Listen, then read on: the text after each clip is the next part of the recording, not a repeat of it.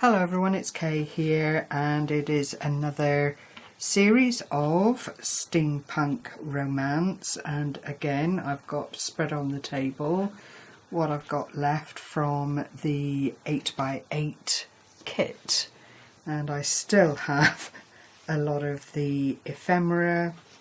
I still have a little bit of the paper left, and I've come up with this stunning idea, and I think what I'm going to do is include it in my little prize giveaway, purely and simply because I don't want to just keep using the same thing. I've had a lot of fun with it. My replacement has come, so I'm quite happy to share what is left here. And there is still what have we got, nearly a whole sheet there. 1, 2, 3, 4,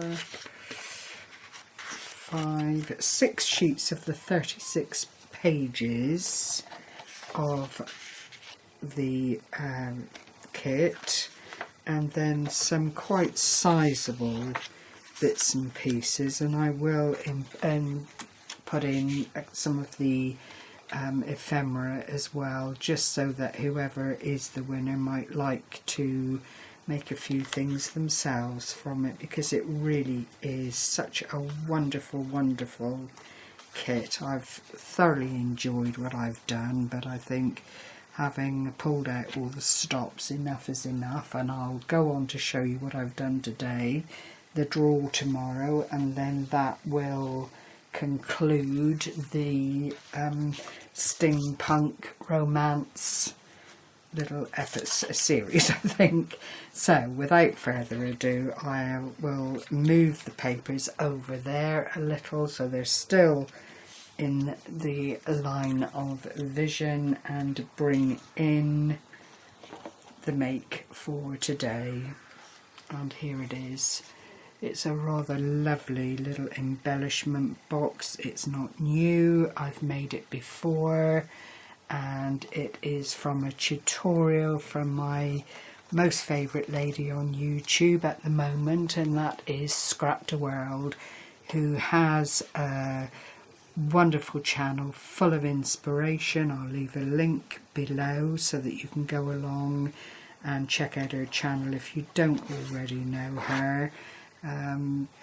Just recently we're on month 6 of It's a Link Party, which is something else organised by Tamika, and I take part in that every month, which is huge fun. Nothing to send away, only the prospects of meeting very lovely people and sharing at the end of the month congratulations with whoever is drawn to have a little prize for taking part. So that's Tamika, that's her channel, Scrapdaworld.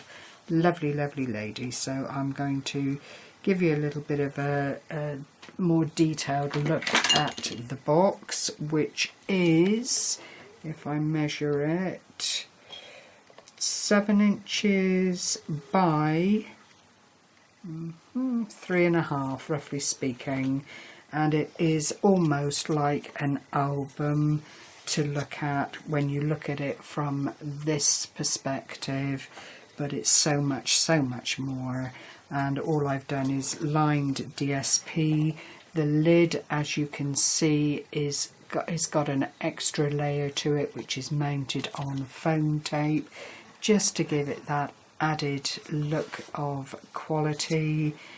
The ribbon that you see coming around here comes out and forms the closure in the front, and if I open that up, you'll see, that there are 3 mini boxes here, and they measure,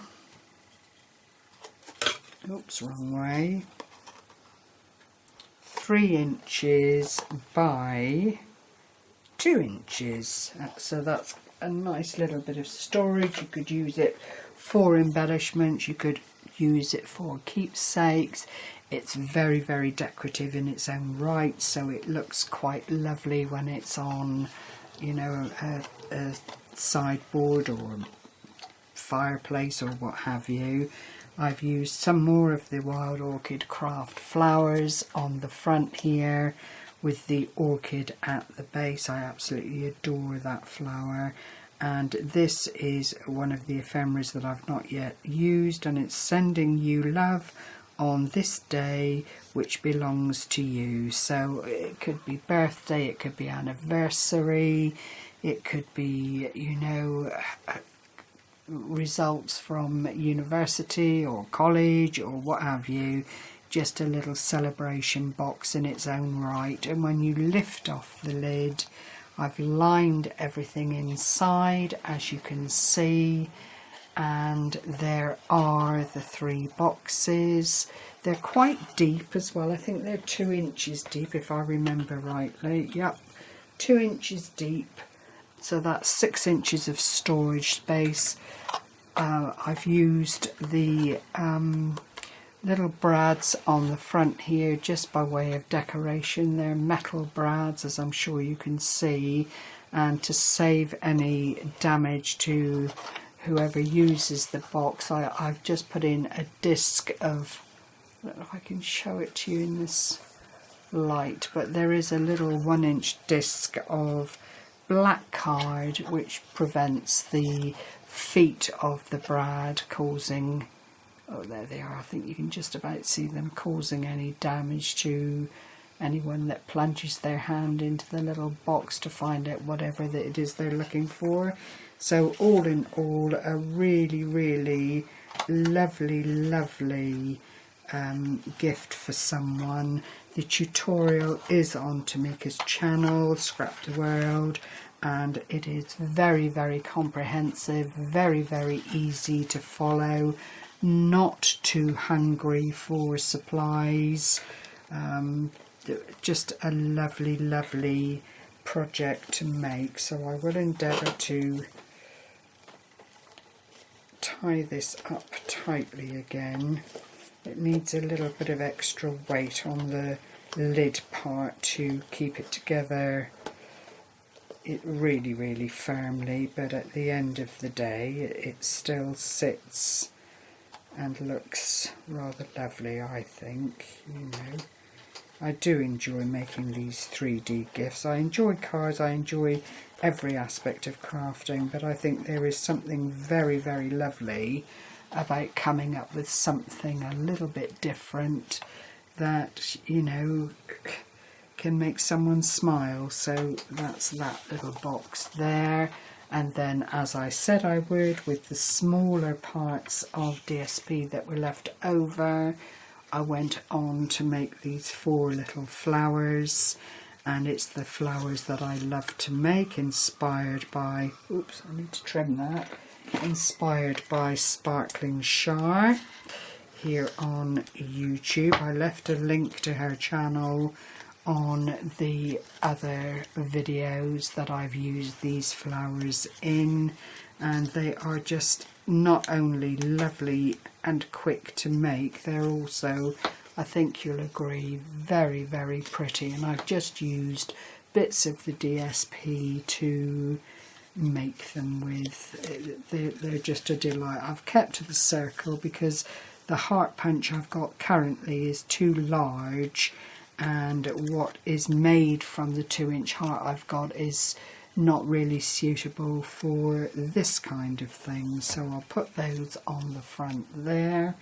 And then the second lot I made were also some favourite flowers that I really enjoy doing, and they're just 3 dies, large, medium and small, with a central bit of bling in them. But I think they're very tasteful, and they've lent themselves to the papers so well because it's just like little hints of colour on the tiny little petals there. Really lovely. I did enjoy making those as well. So I hope again that you've enjoyed this little walkthrough of projects using the steampunk paper, Steampunk Romance. I would like to state, because I was asked whether I have any connection with the company. No, I don't. I've done this completely off my own bat because I love sharing quality crafty items. There is no financial reward. The only reward I have is in bringing these projects to my subscribers in the hope, as always, that I will inspire and give them food for thought, and perhaps have them trotting off to the shop to get the items themselves to have a bit of fun. So I hope that answers that little question. Thank you once again, as I say, for sharing this time with me. I will be back tomorrow with the draw, and I will endeavour to lay out everything that I've made so that you can see it in all its glory. The pad has gone the distance and some, and I am absolutely thrilled to have been able to share it all with you. So take care, everyone, and happy crafting. Bye bye for now.